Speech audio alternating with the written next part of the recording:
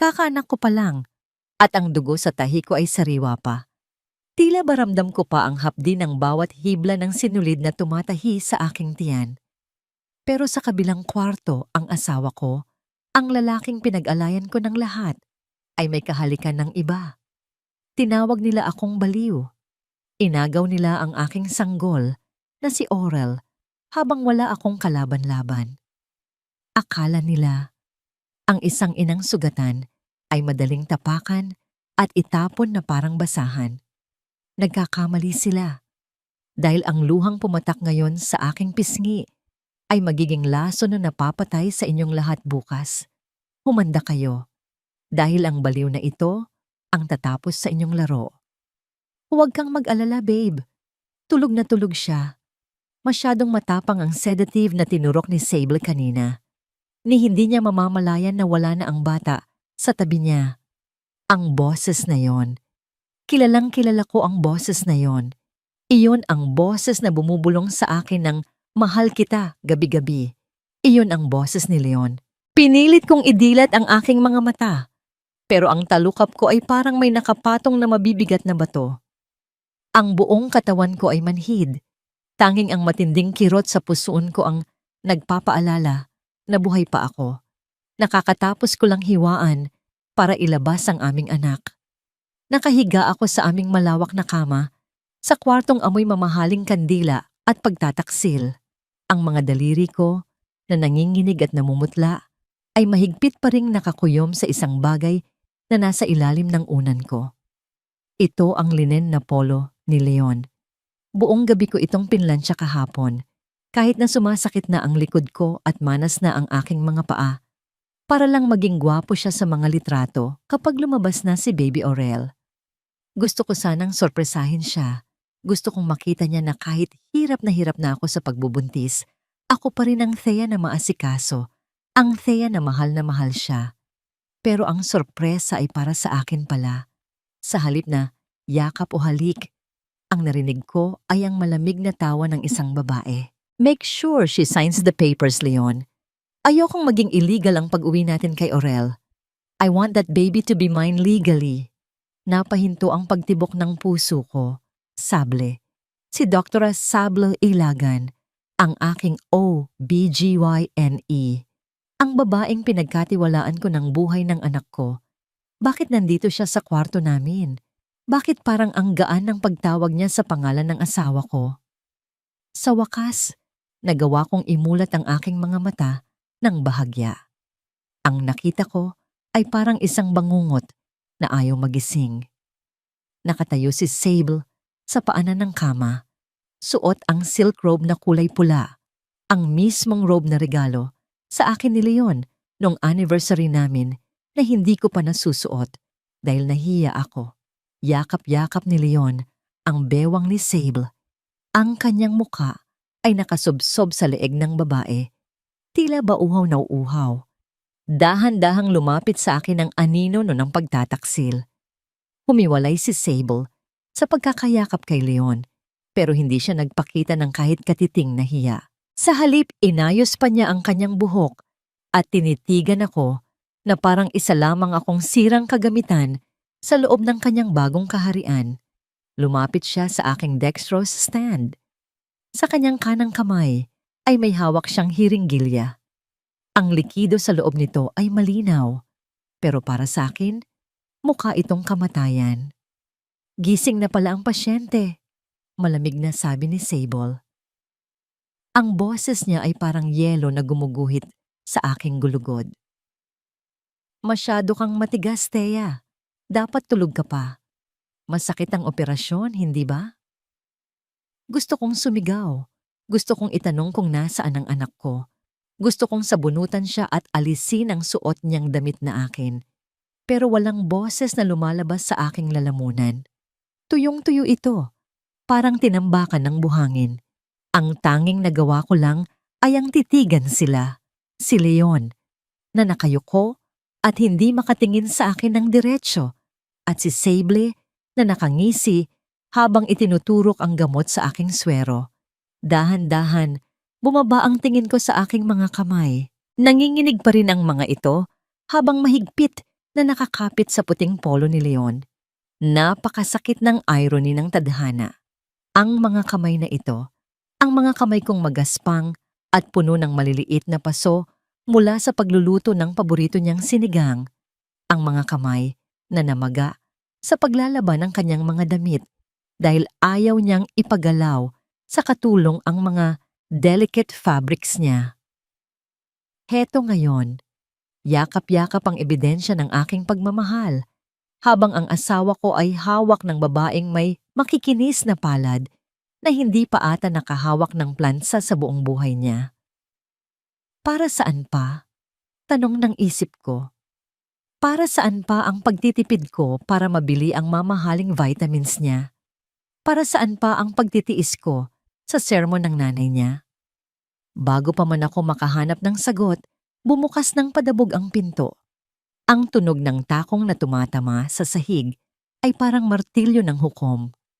Pumasok si Doña Maricel, ang ina ni Leon. Hindi man lang siya tumingin sa akin bilang isang tao. Tiningnan niya ako bilang isang problema na kailangang ligpitin. Tapos na ba? Tanong niya kay Sable, bago ibinaling ang tingin sa akin. Wala siyang dalang prutas o bulaklak. Ang dala niya ay isang makapal na folder. Inihagis niya ito sa paanan ko. Ang mga papel ay kumalat sa kama, sumasabay sa puti ng kumot. Pirmahan mo yan, Calathea. Utos niya. Ang tono niya ay hindi pakiusap, kundi isang hatol. Wala ka ng ibang choice. Your postpartum depression is getting worse. Delikado ka para sa bata. Napapikit ako. Depression? Delikado? Hindi. Pilit kong ibinuka ang aking bibig. Ang boses ko ay basag, parang bubog. Hindi ako baliw. Nasaan? Nasaan si Aurel? Tumawa ng mapakla si Doña Maricel. See, you are hallucinating.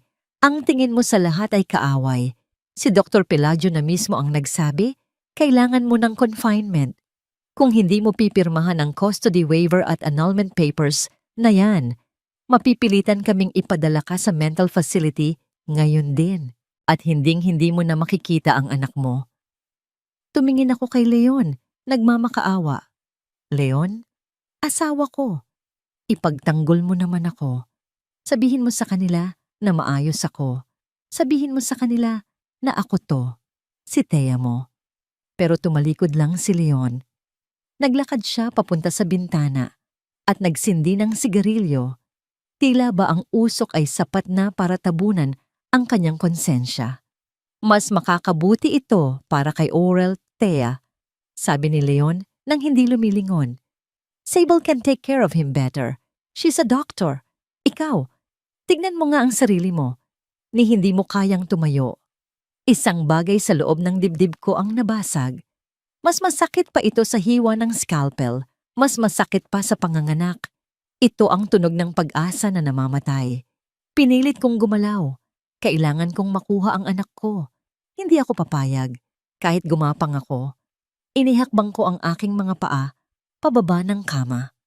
Pero sa sandaling lumapat ang mga talampakan ko sa malamig na sahig, bumigay ang aking tuhod. Ang bisa ng gamot na itinurok ni Sable ay parang kadena na humihila sa akin pababa. Bumagsak ako sa sahig. Ang linen shirt ni Leon na kanina ko payakap ay tumalsik mula sa aking kamay. Doon, habang nakadapa ako sa sahig, habang ang paningin ko ay unti-unting didilim, nakita ko ang huling eksena na dumurog sa akin. Lumapit si Sable. Ang kanyang paa, nasuot ang red stiletto na kay ganda at kay talim, ay dahan-dahang tumapak sa shirt na pinlansya ko. Diniinan niya ito, iniikot-ikot ang takong, hanggang sa maging gusot at marumi ang tela. Huwag kang mag-alala. Thea, bulong ni Sable. Yumuko siya para magpantay ang aming mga muka habang ako'y nanghihina. Aalagaan ko ang mag-ama mo. Pahinga ka na. Baliw. At sa huling sandali bago ako tuluyang lamunin ng dilim, isang tanong ang umalingaw-ngaw sa aking isipan. Mas maingay pa sa bagyo. Sa dinami-dami ng bagyo na sinuong ko para sa pamilyang ito, bakit ako pa ang naiwan mag-isa sa ulan? Nagising ako hindi dahil sa sikat ng araw, kundi dahil sa nakabibinging katahimikan. Mabigat ang aking ulo, tila ba may bakal na nakapulupot sa aking sentido. Pinilit kong bumangon, umaasang nasa ospital ako, umaasang panaginip lang ang lahat ng nangyari kagabi. Pero nang dumilat ako, sumalubong sa akin ang pamilyar na wallpaper na kulay cream at ginto. Nasa guest room ako ng mansyon ng mga Barameda. Ang kwartong ito ang dating pinagmamalaki ni Doña Maricel sa kanyang mga amiga dahil sa mga antik na muebles at mamahaling kurtina. Ngayon, iba na ang pakiramdam. Ang dating silid na pambisita ay naging isang kulungan. Sinubukan kong buksan ang pinto. Nakalok ito mula sa labas. Kinalampag ko ang seradura, pinihit ng pinihit hanggang sa mamula ang aking mga palad, pero hindi ito gumalaw.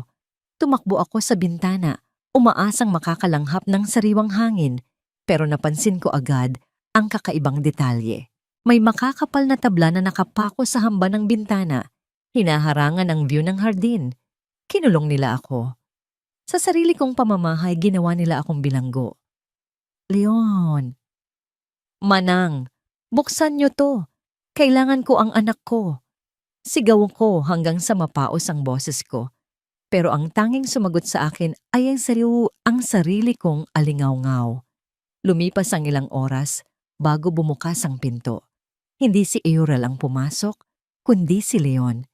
Mukha siyang bagong ligo, presko sa kanyang polo shirt, at amoy na amoy ko ang pamilyar na aftershave na iniregalo ko sa kanya noon. Pero sa ilalim ng amoy na yon, nalalanghap ko ang matamis at nakasusulasok na pabango ni Sable. May dala siyang tray ng pagkain. Nilapag niya ito sa bedside table nang hindi tumitingin sa akin. Nasaan ang anak ko? Tanong ko. Pilit kong pinatatag ang boses ko kahit nanginginig ang buong katawan ko sa gutom at galit. Tumingin si Leon sa akin at ang ekspresyon ng mukha niya ay hindi galit, kundi awa. Isang nakakatakot na uri ng awa. Thea, babe, you need to rest. Malumanay niyang sabi. Parang kinakausap ang isang batang pasaway. Hindi mo ba naaalala ang ginawa mo kagabi?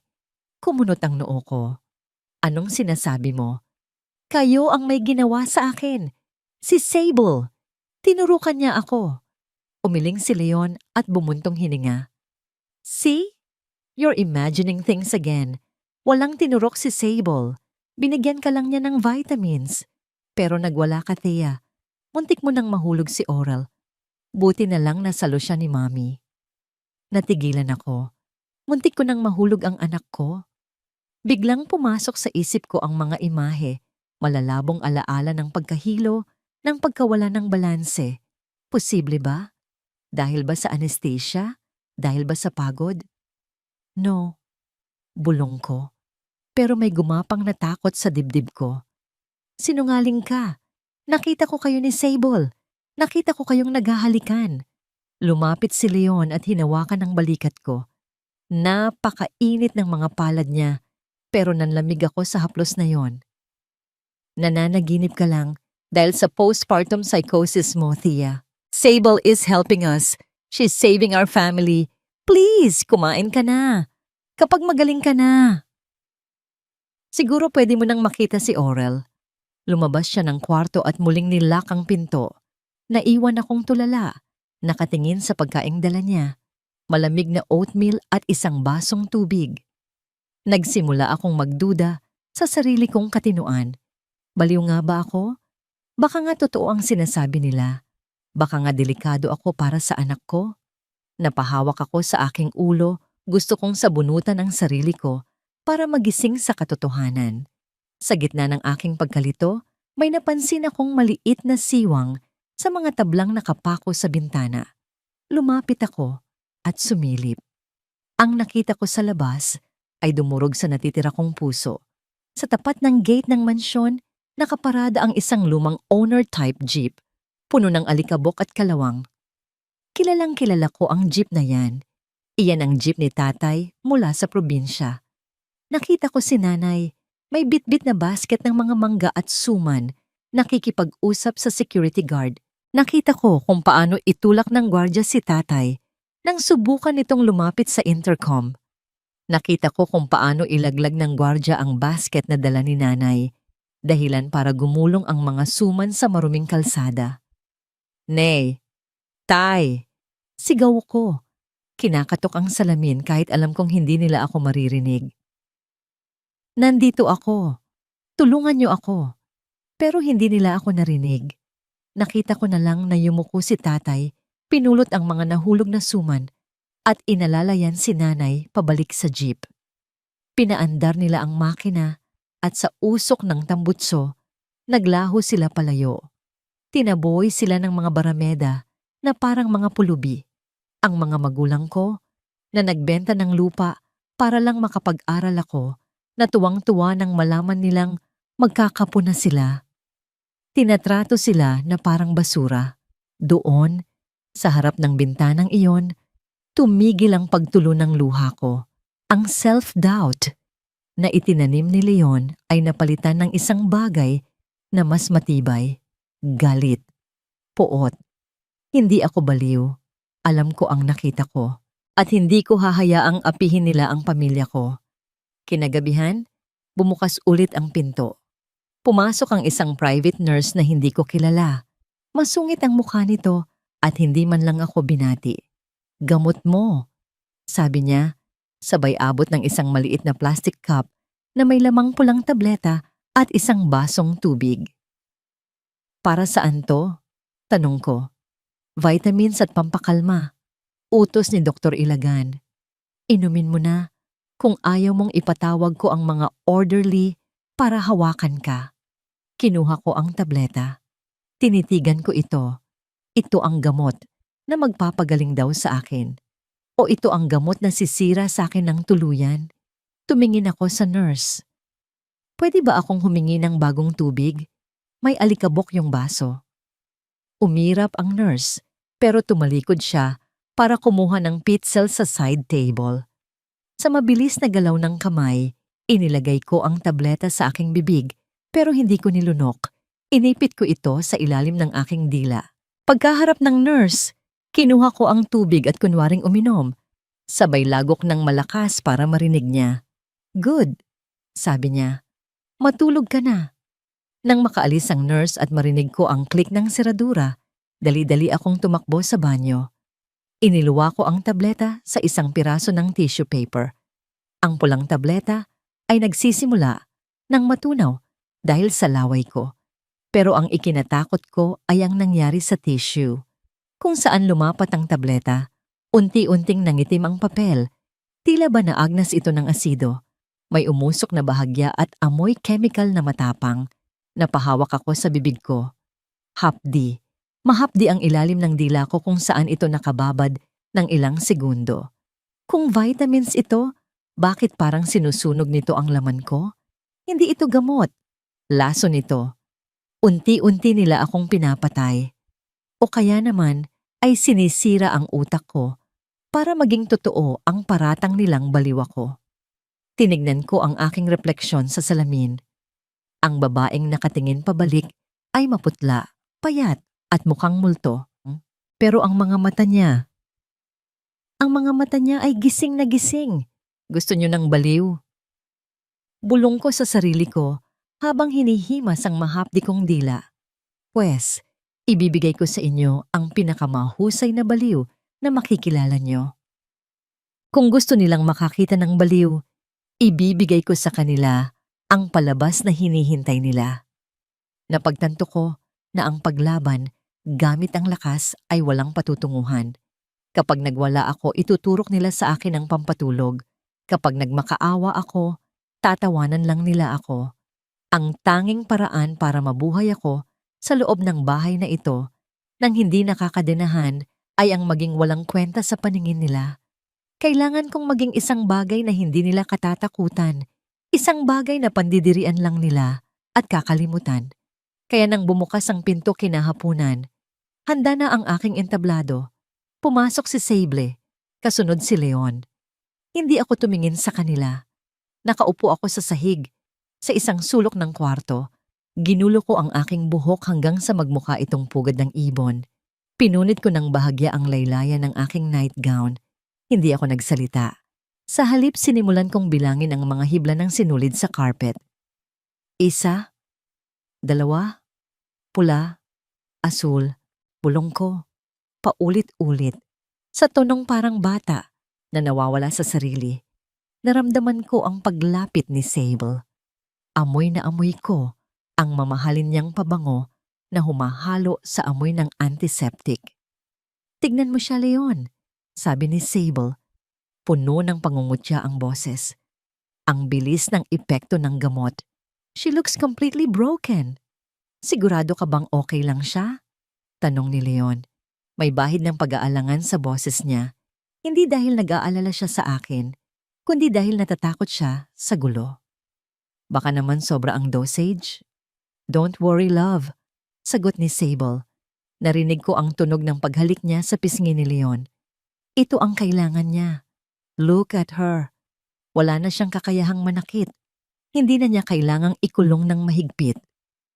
Ipinagpatuloy ko ang aking pagbibilang, hindi pumipikit. Nakatitig lang sa sahig. 3, 4, nawawala ang 5. "Manang," tawag ni Sable sa katulong. "Huwag niyo nang ilak ang pinto. Hayaan niyo siyang maglakad-lakad sa hallway kung gusto niya. Hindi naman na yan makakatakas sa lagay na yan. Basta siguraduhin niyo lang na hindi siya makalalapit sa nursery." Nang marinig ko ang pagsara ng pinto at ang hindi pagpihit ng seradura, gusto kong ngumiti. Pero pinigilan ko. Nanatili akong tulala. Gumana ang aking maskara. Malaya na akong makagalaw sa loob ng aking hawla. Naghintay ako hanggang sa lumalim ang gabi. Nang tumahimik na ang buong mansyon at ang tanging naririnig ko na lang ay ang huni ng mga insekto sa hardin at ang pag-andar ng aircon, dahan-dahan akong tumayo. Masakit pa rin ang tahi ko sa tiyan, pero binaliwala ko ito. Naglakad ako ng walang sapin sa paa para hindi lumikha ng ingay. Para akong multo na gumagala sa sarili kong tahanan. Isang tahanan na puno ng mga mamahaling palamuti, pero walang laman na pagmamahal. Dumaan ako sa kusina para uminom ng tubig. Doon, narinig ko ang mahinang pag-uusap mula sa lanay o garden area.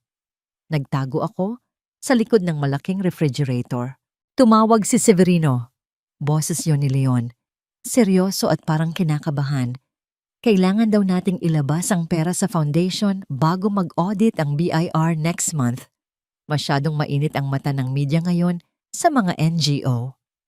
"Chill ka lang, Leon," sagot ni Sable. Narinig ko ang tunog ng yelo na tumatama sa baso ng alak. "That's why we have Thea, right? Kapag na-declare na siyang mentally incompetent, ikaw na ang sole signatory sa lahat ng accounts niya. Magagamit natin ang pangalan niya para pagtakpan ang transfer ng pondo. Kung magkabistuhan man, ang baliw na asawa mo ang sisisihin, hindi tayo." Napahawak ako sa bibig ko para pigilan ang pagsinghap. Hindi lang ito tungkol sa pangangaliwa. Ginagawa nila akong scapegoat sa isang krimen. Pagnanakaw sa pondo ng ospital, at ako ang gagawin nilang fall guy. Nanginginig ang tuhod ko sa galit, pero pinilit kong humakbang pabalik sa hallway. Kailangan kong makahanap ng ebidensya, pero bago yon, may isang lugar na humahatak sa akin na parang magneto, ang nursery room. Dahan-dahan akong lumapit sa kwarto ng anak ko. Ang pinto ay bahagyang nakabukas. Mula sa siwang nakikita ko ang loob. Nandoon si Orel. Nasa loob siya ng kanyang crib, umiiyak. Ang iyak niya ay mahina, parang paus na. Tila kanina pa siya tumatawag ng pansin, pero walang dumarating. Nandoon si Sable. Nakaupo siya sa rocking chair sa tabi ng crib, pero hindi niya hinihele ang anak ko. Nakatalikod siya, abala sa pag-i-scroll sa kanyang cellphone at may suot na earphones. Hindi niya naririnig o ayaw niyang pakinggan ang iyak ng aking sanggol. Parang dinudurog ang puso ko ng pino. Biglang sumakit ang dibdib ko. Ang pisikal na sakit ng isang inang nagpapasuso na naririnig ang iyak ng kanyang anak. Kusa akong tinutuluan ng gatas na bumabasa sa aking damit. habang ang anak ko ay gutom at nag-iisa sa piling ng isang halimaw. Humakbang ako ng isa. Gusto kong pumasok. Gusto kong itulak si Sable at kalungin ang anak ko. Gusto kong ipadama kay Aurel na nandito si Mommy. Pero hindi pwede. Kung papasok ako ngayon, mahuhuli nila ako. Ituturok nila sa akin ang totoong lason. At tuluyan na akong mawawala kay Aurel habang buhay. Kagat-kagat ko ang aking labi hanggang sa malasahan ko ang dugo. Ang mga kuko ko ay bumaon sa palad ko. Patawad anak, bulong ng isip ko habang tumutulo ang luha ko sa sahig. Tiis lang muna, babalikan kita. Pangako, babalikan kita. Sa halip na pumasok sa nursery, pinilit ko ang aking mga paa na tumalikod. Ang bawat hakbang palayo sa aking umiiyak na anak ay parang paglalakad sa ibabaw ng nagbabagang uling. Tumuloy ako sa home office ni Leon. Ito ang kailangan ko. Ang laptop niya, ang ebidensya. Madilim sa loob ng opisina. Tanging ang liwanag ng buwan mula sa bintana ang nagsisilbing ilaw ko. Nakita ko ang laptop niya sa ibabaw ng mesa. Lumapit ako ng mabilis. Binuksan ko ito. Humingi ito ng password. Napapikit ako. At inalala ang nakaraan. Noong kami ay masaya pa. Noong college pa kami at ako ang gumagawa ng mga thesis niya. Ano ang paborito niyang numero? Sinubukan ko ang birthday niya. Error. Sinubukan ko ang anniversary namin. Error. Kinabahan ako. Isang try na lang bago mag-lock ang sistema. Bigla kong naalala ang narinig ko sa kusina kanina. Ang ego ni Leon. Ang pagmamahal niya sa sarili. Tinipa ko ang salitang Leon King. Bumukas ang screen. Napabuntong hininga ako sa tuwa. Agad kong hinanap ang mga folder. Nakita ko ang isang file na may pangalang Project Severino. Akmang bubuksan ko na sana ito nang biglang narinig ko ang pagpihit ng siradura ng pinto ng opisina. May papasok. Nanigas ako sa kinatatayuan ko. Ang laptop ay nakabukas. Ang ilaw nito ay tumatama sa mukha ko. Wala nang oras para magtago. Ang pinto ay unti-unti nang bumubukas at ang anino ni Leon ay humahaba sa sahig papunta sa kinalalagyan ko. Para akong daga na sumiksik sa pinakadulong sulok sa ilalim ng mabigat na mahogany desk ni Leon. Ang puso ko ay kumakabog ng pagkalakas-lakas. Tila ba dinig na dinig ito sa buong kwarto? Yakap-yakap ko ang aking mga tuhod, pilit na pinipigilan ang aking paghinga. Ang laptop ay nasa ibabaw ng mesa.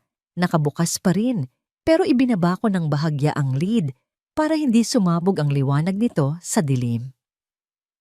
Sana hindi niya mapansin ang mahinang ilaw na tumatagos mula sa keyboard. Narinig ko ang yabag ng sapatos ni Leon sa sahig na kahoy. Mabibigat ang bawat hakbang, palapit ng palapit sa kinaroroonan ko. Huminto siya mismo sa tapat ng mesa. Nakikita ko ang dulo ng kanyang sapatos mula sa aking pinagtataguan. Makintab na balat, walang bahid ng dumi. Ilang pulgada na lang ang layo ng paa niya sa mukha ko. Kung yuyuko siya, kung may mahuhulog siyang gamit at pupulutin niya. Tapos na ako. Lord, parang awa niyo na. Wag ngayon. Kailangan pa ako ng anak ko. Narinig ko ang pagbukas ng drawer sa itaas ko. May kinaka pa siya. Ang tunog ng mga papel na nagliliparan at mga barya na nagkikiskisan. Where is it? Bulong niya sa sarili. Halatang iritable, 1 segundo, 2 segundo. Parang habang buhay ang bawat sandali. Amoy na amoy ko ang usok ng sigarilyo na nakakapit sa pantalon niya. Sa wakas, narinig ko ang tunog ng lighter. Click. Afsh! At ang amoy ng tabako ay pumuno sa kwarto. Kinuha lang niya ang kanyang lighter. Isinara niya ang drawer ng malakas. Tumalikod siya at naglakad palabas. Nang marinig ko ang paglapat ng pinto, saka lang ako nakahinga ng maluwag. Halos himatayin ako sa sobrang kaba. Nanginginig ang buong katawan ko habang gumagapang palabas mula sa ilalim ng mesa. Hindi ko na tinuloy ang pagbubukas ng file. Masyadong delikado ngayong gabi, pero alam ko na ang password. Alam ko na kung nasaan ang alas. At sa susunod na babalik ako, sisiguraduhin kong mailalabas ko ang bahong tinatago nila. Kinabukasan, nagbago ang ihip ng hangin. Pinalitan nila ang private nurse na nagbabantay sa akin. Ang bagong nurse ay isang babaeng nasa mid-30s. May matapang na mga mata pero maingat ang kilos. Ang pangalan sa ID niya ay Aizara Montalban. Nakaupo ako sa rocking chair, nakatulala sa bintana. Pinagpapatuloy ang aking pagpapanggap. Lumapit si Nurse Aiza para kunin ang blood pressure ko. Inaasahan kong magiging marahas siya gaya noong una. Hihilahin ang braso ko nang wala ang pasabi. Pero nagulat ako. Dahan-dahan niyang inangat ang braso ko. Nang makita niya ang mga pasa sa siko ko, mga marka ng sapilitang pagtusok ng IV drip noong mga nakaraang araw, napatigil siya. Naramdaman ko ang paghaplos ng daliri niya sa pasa ko. Isang haplos na hindi medikal, haplos ito ng isang tao na nakakaunawa sa sakit. Tumingin ako sa kanya. Nagtama ang aming mga mata. Sa loob ng isang saglit, nakita ko sa mga mata niya ang isang pamilyar na lungkot. Lungkot ng isang ina. Lungkot ng isang babaeng nasaktan. Kailangan kong sumugal. Wala na akong ibang kakampi sa bahay na ito. Nang tumalikod siya para isulat ang BP ko sa chart, sinadya kong ihulog ang baso ng tubig sa sahig. Nabasag ito. "Ay sus Mario Sep!" Gulat na sabi ni Iza. Agad siyang lumuhod para pulutin ang mga bubog. Lumuhod din ako. Kunwaring tinutulungan siya. Pero ang totoo ay may ibubulong ako. Sa gitna ng ingay ng pagpupulot namin ng bubog, inilapit ko ang bibig ko sa tenga niya. Binigkas ko ang mga salita sa aming sariling dialekto. Ang Hiligaynon, ang wika na hindi naiintindihan ni na Leon at Sable. Buligi ako. Hindi ako buwang. Natigilan si Iza. Nanigas ang kamay niya na may hawak na bubog. Tumingin siya sa akin, gulat na gulat. Alam kong narinig niya ako. Alam kong naintindihan niya ako dahil nakita ko sa file niya kanina na taga Iloilo din siya. Pero hindi siya sumagot. Tumayo siya agad. Tinapon ang mga bubog sa basurahan at lumabas ng kwarto nang hindi lumilingon. Kinabahan ako. Nagkamali ba ako? Isusumbong ba niya ako kay Sable? Buong maghapon akong hindi mapakali. Naghihintay ng mga guards na dadampot sa akin. Pero walang dumating. Kinagabihan, bumalik si Iza para ibigay ang aking hapunan at gatas. Tahimik ang buong bahay. Nasa party sina Leon at Sable. Nilapag ni Iza ang tray sa mesa. Tumingin siya sa pinto para siguraduhing walang nakikinig. Pagkatapos, may inilabas siyang maliit na papel mula sa bulsa ng kanyang scrub suit at mabilis na isiniksik sa ilalim ng plato ko. Pagkaalis niya, agad kong kinuha ang papel. Ang nakasulat dito ay nagpayanig sa akin. Alam ko ang ginagawa ni Sable. Ginawa na niya ito sa iba. Huwag mong inumin ang gatas ngayong gabi. May hinalo silang bago. Napaluha ako, hindi dahil sa takot, kundi dahil sa wakas. Hindi na ako nag-iisa, si Iza. Isang estranghera na naging kakampi ko dahil lang sa pareho kaming biktima ng kalupitan ng mundong ito. Pinatapon ko ang gatas sa inidoro at binuhusan ito. Akala ko ay ligtas na ako ngayong gabi. Pero sadyang hindi natutulog ang demonyo. Bandang 11:00 ng gabi, bumukas ang pinto. Hindi si Iza, si Sable. Nakasuot siya ng cocktail dress, galing sa party, pero ang mukha niya ay hindi masaya. Galit siya. Hawak niya sa isang kamay ang isang piraso ng tissue. Ang tissue na pinagluwaan ko ng gamot kahapon na itinapon ko sa basurahan ng banyo. Nakalimutan kong i-flush ang ebidensya. Ang tissue ay may sunog na marka mula sa asido ng tableta. Akala mo ba matatalino mo ako, Thea? Bulong ni Sable. Ang boses niya ay parang ahas na gumagapang. Nakita ko ito sa basurahan. Hindi mo iniinom ang gamot mo. Lumapit siya sa akin. Sa kabilang kamay niya, may hawak siyang hiringgilya na puno ng likido. Ang karayom ay kumikislap sa ilaw ng lampara. Kung ayaw mong inumin ng kusa, sabi niya, habang tinatanggal ang takip ng karayom, "Pwes, ako mismo ang magpapasok nito sa dugo mo." Umatras ako hanggang sa mapadikit ang likod ko sa pader. Wala akong matatakbuhan. Si Iza ay wala na. Si Leon ay wala. Ako lang, at ang babaeng gustong umagaw sa lahat ng mayroon ako. "Huwag," pakiusap ko, pero alam kong walang saysay. Ngumisi si Sable. "Matulog ka na, Cinderella. Pagkagising mo, wala ka nang maaalala." At sa isang iglap, sumugod siya. Naramdaman ko ang dulo ng karayom na dumikit sa balat ng aking braso. Malamig ang bakal, singlamig ng puso ng babaeng may hawak nito.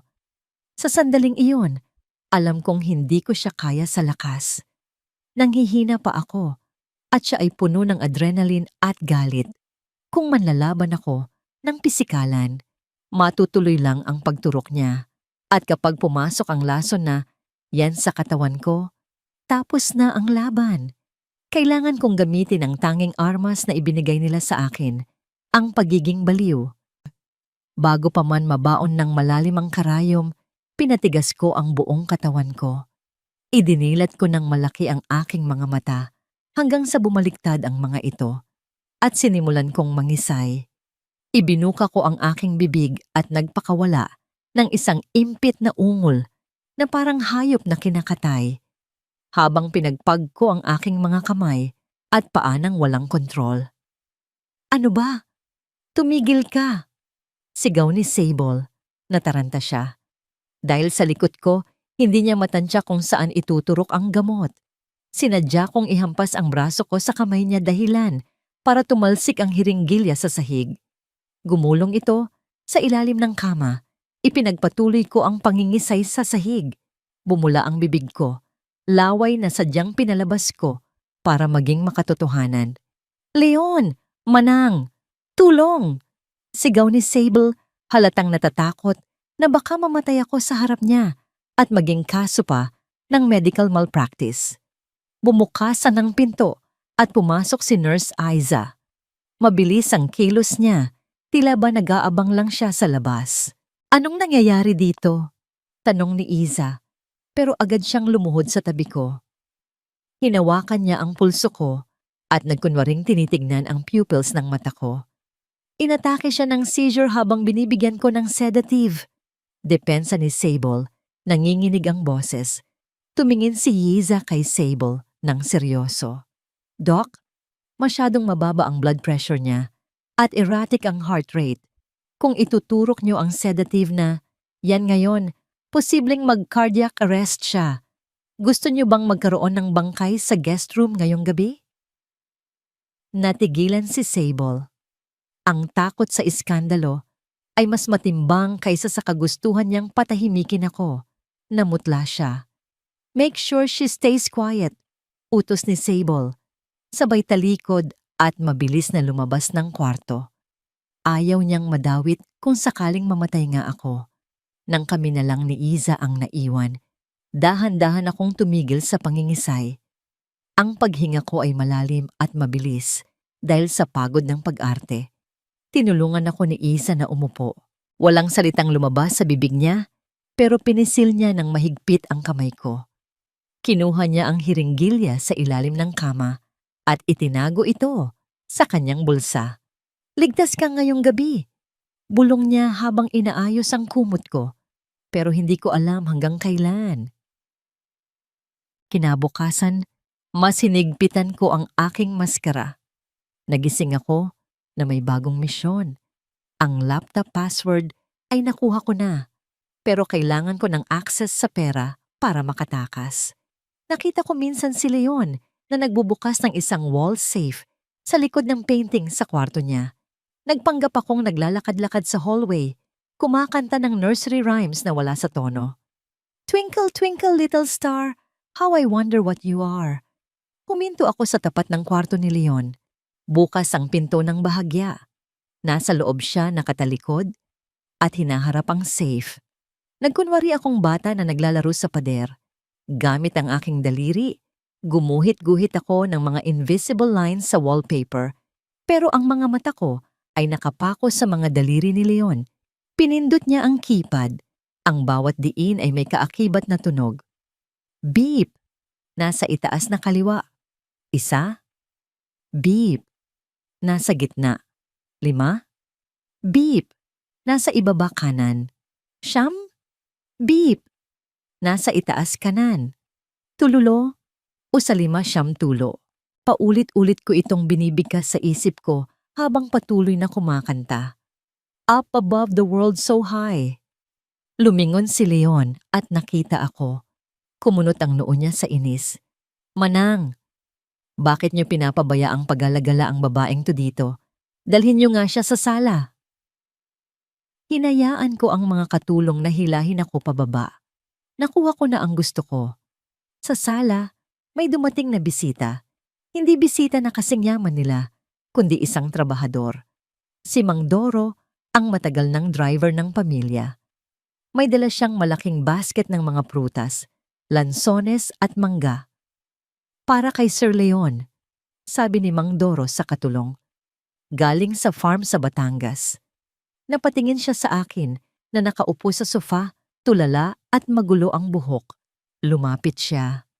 Akmang pipigilan siya ng guard pero sinenyasan siya ni Mang Doro na sandali lang. Lumuhod si Mang Doro sa harap ko. Ang inaasahan ko ay babati lang siya. Pero ginawa niya ang isang bagay na nagpaikot ng sikmura ko sa hiya at tuwa. Kinuha niya ang kamay ko at nagmano siya. Isang matandang lalaki, nagmamano sa akin na mas bata sa kanya at itinuturing na baliw ng lahat. Kumusta po kayo, Ma'am Thea? Tanong niya ng mahina. Ang mga mata niya ay puno ng respeto at lungkot. Gusto kong bawiin ang kamay ko. Gusto kong sabihin na huwag siyang lumuhod sa akin. Pero naramdaman ko na may isiniksik siya sa palad ko. Isang maliit at matigas na bagay. Ang nanay niyo po. Siya ang nagbayad ng operasyon ng asawa ko noon sa Iloilo kahit wala kaming pambayad. Bulong niya, halos hindi marinig. Hindi po nakakalimot ang pamilya ko. Utang na loob po namin ang buhay ng asawa ko sa pamilya niyo. Pagkatapos noon, tumayo siya, pinagpag ang kanyang pantalon at tumalikod na parang walang nangyari. Pasimple kong ibinulsa ang bagay na inabot niya. Nang makabalik ako sa aking kwarto at masigurong walang CCTV o tao, inilabas ko ito mula sa bulsa ng aking duster. Isang lumang Nokia phone. Maliit, luma pero puno ng baterya. Nanginginig ang mga kamay ko habang binubuhay ito. Ang liwanag ng maliliit na screen ay parang parola. Sa gitna ng madilim na karagatan, biglang umugong ang telepono sa palad ko. Ang vibration ay gumapang hanggang sa aking braso. May isang text message galing sa unknown number. Binuksan ko ito. Ang mensahe ay maikli pero sapat na para tibagin ang pader ng aking pag-iisa. Alam kong hindi ka baliw, Thea. Alam kong nagpapanggap ka lang. Kung gusto mong mabawi ang anak mo at manatiling buhay, huwag kang matutulog ngayong gabi. Magkita tayo sa labas. Napahawak ako sa dibdib ko. Sino ito? Paano niya nalaman? Kakampi ba siya? O isa na namang patibong ni Sable? Tinitigan ko ang screen. Ang oras ay 9:00 ng gabi. Ang takot at pag-asa ay naghahalo sa aking lalamunan, lasang apdo at asukal. Ang laro ng pusa at daga ay nag-level up na.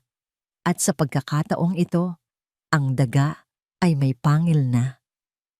Nagkulong ako sa banyo, ang tanging lugar kung saan hindi ako sinusundan ng mga mata ng CCTV o ng mga katulong. Nanginginig ang mga kamay ko habang hawak ang lumang cellphone na bigay ni Mang Doro. Ang liwanag mula sa maliit na screen ay masakit sa mata sa dilim, pero ito lang ang tanglaw ko. Nag-reply ako sa unknown number. Sino ka? Ilang segundo lang, umugong ang telepono. Isang mensahe ang dumating na nagpabilis ng tibok ng puso ko.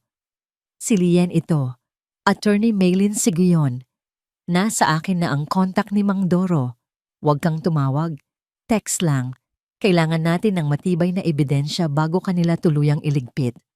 Ang bank records, ang medical files, kahit ano. Lien, ang kababata ko sa Iloilo na naging top-notcher sa bar exams. Siya ang babaeng pinagtawanan noon ni Doña Maricel dahil probinsya ng abogado lang daw. Ngayon, siya ang aking salbabida. Kikilos ako ngayong gabi. Reply ko, bago ko mabilis na tinanggal ang baterya ng cellphone at itinago ito sa loob ng flush tank ng inidoro na nakabalot sa ziploc bag na nakuha ko sa basurahan. Huminga ako ng malalim. Ang hangin sa banyo ay malamig, pero ang pawis na tumutulo sa likod ko ay mainit. Lumabas ako ng kwarto, 2:00 ng madaling araw. Tahimik ang pasilyo, pero hindi ito payapa. Mula sa master bedroom sa dulo ng hallway, naririnig ko ang mga ungol at tawanan. Sina Leon at Sable. Nandidiri ako. Ang mga tunog na yon ay parang asido sa tenga ko. Sa kama, kung saan kami dating nangangarap ni Leon tungkol sa aming pamilya, doon nila ginagawa ang kanilang kahalayan. Pero sa kabilang banda, ang ingay nila ay musika sa aking pandinig. Dahil ibig sabihin, distracted sila. Abala sila sa sarili nilang mundo. Ito ang pagkakataon ko. Dahan-dahan akong pumasok sa home office. Ang pinto ay hindi nakalock dahil kampante si Leon na ang asawa niya ay isang baliw na walang alam sa teknolohiya. Binuksan ko ang laptop. Ang asul na liwanag nito ay sumabog sa dilim. Password, Leon King. Pumasok. Agad kong hinanap ang network drive ng kumpanya. Nanginginig ang mga daliri ko habang nagkiklik. Documents, finance, charity fund. Bumulaga sa akin ang mga spreadsheets. Libu-libong piso na donasyon para sa mga kagamitan ng ospital. Pero ang recipient account ay hindi sa supplier, kundi sa isang offshore account sa ilalim ng pangalang Sable A. Lagan. Gusto kong sumigaw sa galit. Ninanakawan nila ang mga pasyente. Ginagamit nila ang ospital para magpayaman. Binunot ko ang isang flash drive na nakasaksak sa gilid ng laptop. Naiwan siguro ni Leon sa pagmamadali. Sinimulan kong kopyahin ang mga files. Ang progress bar ay gumagalaw ng napakabagal. 10%. Tumingin ako sa pinto. Naririnig ko pa rin ang boses ni Sable mula sa kabilang kwarto, tumitili sa tuwa. 35%. Biglang may ibang tunog na sumapaw sa katahimikan. Isang iyak. Nagmumula ito sa nursery room. Si Aurel, ang anak ko. Umiiyak siya ng malakas, tila ba nanaginip ng masama o gutom na gutom. Parang pinipiga ang puso ko. Ang bawat uwa niya ay parang hinihiwa ang laman ko. Ang instinto ng isang ina ay sumisigaw. Takbo, Thea! Puntahan mo ang anak mo. Patahanin mo siya. Akmang tatayo na ako. Handa na akong iwan ang lahat para sa kanya. Pero napatingin ako sa screen. 60%. Kung aalis ako ngayon, hindi ko makukuha ang ebidensya. Kung wala ang ebidensya, hindi ko siya mababawi ng legal. Kung pupuntahan ko siya ngayon, mapapatahan ko siya ng ilang minuto, pero mawawala siya sa akin habang buhay. Kinagat ko ang aking kamay. Kinagat ko ito ng madiin para pigilan ang aking paghagulgol. Ang lasa ng dugo ay humalo sa aking luha. Patawad, anak. Patawad. Kailangan ko itong gawin para sa kinabukasan mo.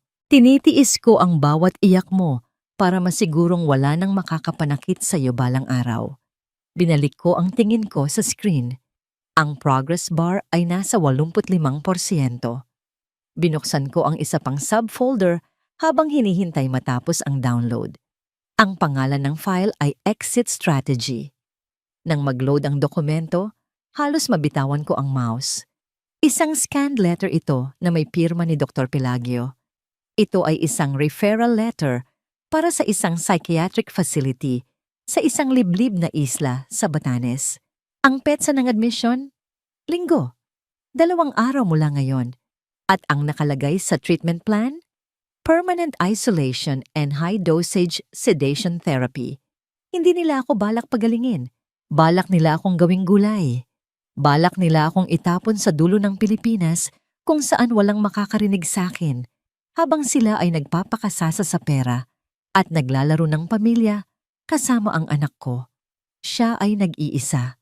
Nanginig ang buong kalamnan ko sa galit. Linggo. Sa araw ng binyag ni Aurel, iyon din ang araw ng aking kamatayan. 98%. Biglang tumahimik si Aurel. Wala nang iyak.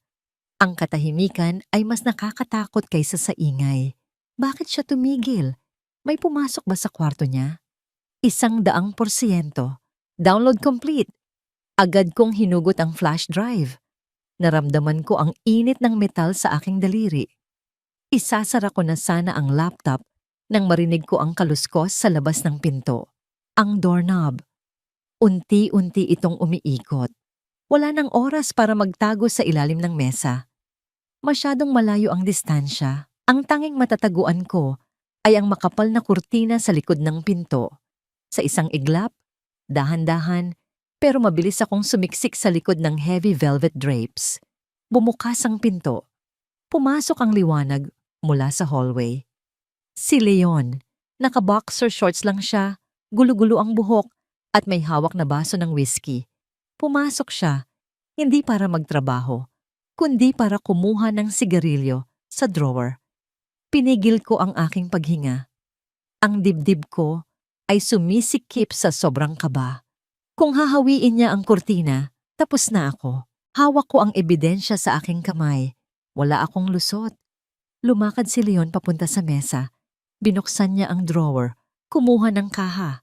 Pero huminto siya. Nakasilip ako sa maliit na siwang ng kurtina. Nakita kong nakatingin siya sa laptop. Nakalimutan kong patayin ang screen ng tuluyan.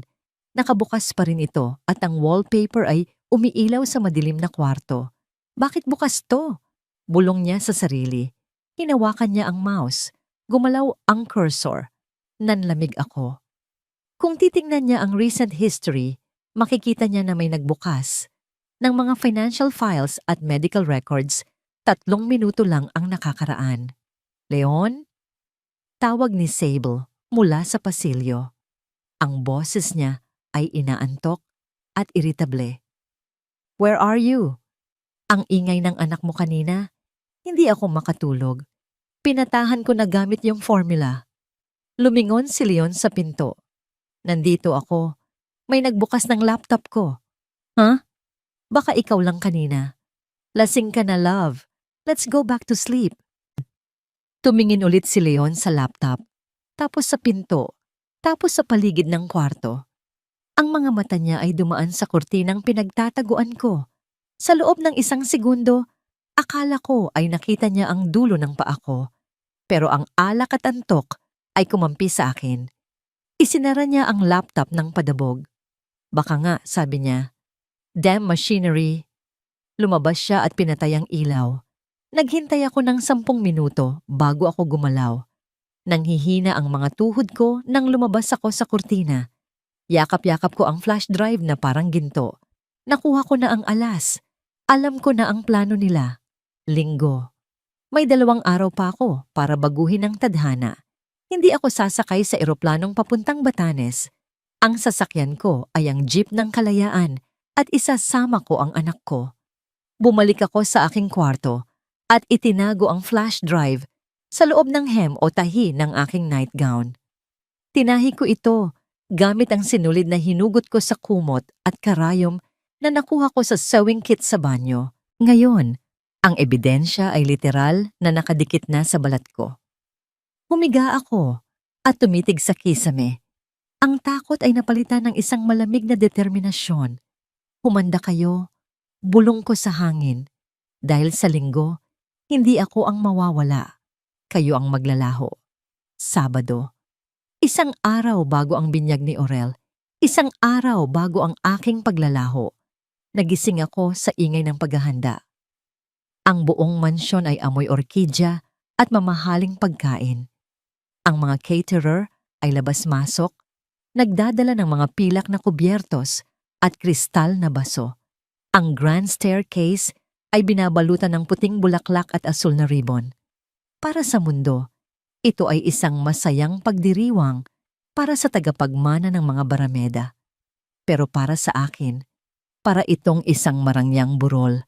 Ang burol ng aking pagiging ina. Pinayagan nila akong lumabas ng kwarto dahil magulo ang bahay at kailangan nilang linisin ang guest room para sa mga bisita bukas. Pero mahigpit ang bilin ni Doña Maricel sa mga gwardya. Huwag siyang papalabasin ng gate. Huwag siyang hahayaang makalapit sa mga bisita. Umupo ako sa isang sulok ng hagdanan. Yakap ang aking tuhod, nagpapanggap na nagbibilang ng mga tiles. Mula dito, tanaw ko ang buong sala. Nakita ko si Sable. Nakasuot siya ng pastel blue dress, parang isang anghel. Karga-karga niya si Aurel habang nakikipag-usap sa event coordinator. Pero may mali. Bilang isang ina, ramdam ko ang init ng katawan ng anak ko kahit nasa malayo ako. Ang mukha ni Aurel ay sobrang pula. Ang mga mata niya ay mapungay at may muta. Hindi siya umiiyak, pero hindi rin siya gumagalaw. Nakasandal lang ang ulo niya sa balikat ni Sable, tila ba walang lakas. "Doc Sable?" sabi ng coordinator. Ang cute-cute naman ni Baby Aurel, pero parang antok na antok. Tumawa si Sable, isang tawang puno ng kaplastikan. "Oo nga masyadong excited siguro. Binigyan ko na siya ng gatas para makapag-ipon ng lakas para bukas." Napakuyom ako ng kamao. Gatas? Ang gatas na may pampatulog? May sakit ang anak ko. Nilalagnat siya. Kitang-kita ko sa pamamawis ng noo niya. Pero sa halip na gamutin, pinatulog lang siya ni Sable para hindi siya maging istorbo sa photoshoot. Gusto kong sumugod. Gusto kong agawin ang anak ko at dalhin sa ospital. Pero nakita ko si Leon na nakatayo sa may pinto, kausap ang head of security. Nakatingin sila sa akin. "Kalma, Thea." Bulong ko sa sarili ko. Kapag nagwala ka ngayon, ituturok nila sa iyo ang sedative. Mawawala ang tsansa mong iligtas siya. Dumating ang gabi. Lumakas ang hangin sa labas. May bagyong paparating. Signal number 3 daw ayon sa balita. Ang mga bintana ay nagsisimulang kumalampag dahil sa lakas ng ulan. Pero sa loob ng mansyon, tuloy ang kasiyahan. Nagkaroon ng pre-baptism dinner para sa mga ninong at ninang na VIP, mga politiko, business partners, at syempre, si Dr. Pelagio, ang doktor na pipirma sa aking death sentence. Pinagsuot nila ako ng maayos na damit at pinaupo sa dulo ng mesa malayo sa mga bisita, pero sapat para makita nila na inaalagaan pa rin ako ng pamilya. Ito si Calathea, pakilala ni Doña Maricel sa isang senador. Sabay turo sa akin na parang ako ay isang exhibit sa zoo. "Pasensya na kayo. Postpartum psychosis. Hindi siya makausap ng matino." Ngumiti lang ako ng blangko at nilaro ang pagkain sa plato ko. Pero ang mga tainga ko ay nakatuon sa usapan sa kabilang dulo ng mesa kung saan nagbubulungan sina Leon, Sable at Dr. Pelagio. Dahil sa lakas ng ulan at ingay ng kubyertos, kinailangan nilang lakasan ng bahagya ang boses nila. At dahil sanay na silang isipin na wala ako sa sarili, hindi sila naging maingat. "Handa na ang van bukas ng alas 5 ng umaga," sabi ni Dr. Pelagio habang humihiris ng steak.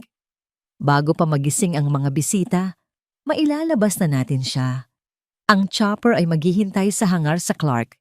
Diretso na yon sa Batanes." "Sigurado ba tayong secure ang facility dun?" tanong ni Leon. "Don't worry," sagot ni Pelagio. "Walang signal dun, walang labasan. Once she's admitted, she ceases to exist legally. Ang diagnosis ay permanent violent tendencies. Habang buhay siyang nakakulong." Napahinto ako sa pagnguya. Ang lasa ng roast beef ay naging lasang abo. Alas 5 ng umaga. Bukas. Tumingin ako sa orasan sa dingding. Alas 8 na ng gabi. May 9 na oras na lang ako. Tumingin ako kay Iza na nakatayo sa gilid, nakauniporme, naghihintay ng utos. Nagtama ang aming paningin. Dahan-dahan kong inabot ang baso ng tubig. Sinadya kong itabig ito nang hindi sinasadya papunta sa direksyon ni Iza nang dumaan siya para magligpit ng plato. Nabasa ang uniforme niya. Nako, sorry po ma'am, sabi ni Iza. Pero alam kong nakuha niya ang mensahe. Lumapit siya para punasan ang mesa. Habang nakayuko siya sa tapat ko, bumulong ako ng mabilis. Halos hindi gumagalaw ang bibig ko. Mamayang alauna, sa likod ng kusina, sasabay tayo sa bagyo. Bahagyang tumango si Iza bago tumayo. Okay lang po ma'am, magpapalit lang ako. Ang plano ay simple pero delikado. Ang bagyo ang magiging takip namin. Ang ingay ng ulan at hangin ang tatabon sa ingay ng aming pagtakas. At ang kawalan ng kuryente na madalas mangyari sa village kapag may bagyo, ang papatay sa mga CCTV. Natapos ang hapunan. Iniakyat na si Aurel sa nursery. Inescort naman ako pabalik sa guest room. Matulog ka na ng mahimbing, Thea, sabi ni Leon bago isara ang pinto. Dahil bukas, magsisimula na ang bagong buhay namin. Oo, Leon, isip ko. Bagong buhay. Pero hindi ang buhay na inaasahan mo. Nang marinig ko ang click ng seradura, hindi ako nahiga. Agad akong kumilos. Hinubad ko ang nightgown at nagsuot ng leggings at t-shirt na itinago ko sa ilalim ng kutsyon kanina. Sinuot ko ang rubber shoes na ninakaw ko sa laundry area. Kinuha ko ang flash drive na nakatahi sa laylayan ng damit ko at sinigurong nandoon pa ito. Sumilip ako sa bintana. Ang labas ay parang impyerno. Kumikidlat. Humahampas ang mga puno. Ang ulan ay parang mga bala na tumatama sa bubong. Takot ako. Sobrang takot ako. Paano kung magkasakit lalo si Aurel sa ulan? Paano kung mahuli kami? Pero mas nakakatakot ang manatili dito. Dito, siguradong kamatayan ang naghihintay sa kaluluwa ko. Sa labas, kahit may bagyo, may pag-asa. Biglang namatay ang ilaw. Brownout. Nabalot ng dilim ang buong mansyon. Ito na. Ito na ang hudyat ng langit. Binuksan ko ang aking palad. Hawak ko ang isang hairpin na nakuha ko sa vanity table ni Sable kanina. Ilang gabi ko nang pinapanood sa YouTube kung paano buksan ang lumang seradura ng guest room na ito. Isinuksok ko ang hairpin. Pinihit. Click. Bumukas ang pinto. Lumabas ako sa madilim na pasilyo. Ang tunog ng kulog ay dumagundong, kasabay ng tibok ng puso ko. Ang baliw ay nakawala na sa kanyang hawla, at ngayon, susunduin na niya ang kanyang anak. Ang dilim ay hindi ko kalaban ngayong gabi. Ito ang aking balabal. Gumapang ako sa pasilyo, sinasabayan ang ritmo ng kulog para itago ang tunog ng aking mga yapak. Ang buong mansyon ay walang kuryente. Tanging ang matatalim na kidlat ang nagbibigay ng panandaliang liwanag na nagmumukhang mga strobe lights sa isang horror movie. Bago ako pumunta sa anak ko, kailangan ko munang lumikha ng gulo. Kailangan ko ng distraction. Dumiretso ako sa kusina. Walang tao. Ang mga katulong ay nasa quarters nila sa likod, nagpapatila ng ulan. Kumuha ako ng posporo. Binuksan ko ang gas stove pero hindi ko sinindihan agad. Hinayaan kong sumingaw ang gas ng ilang segundo. Amoy na amoy ko ang LPG. Kumuha ako ng isang kitchen towel. Sinindihan ito at inihagis sa basurahan na puno ng mga paper napkin.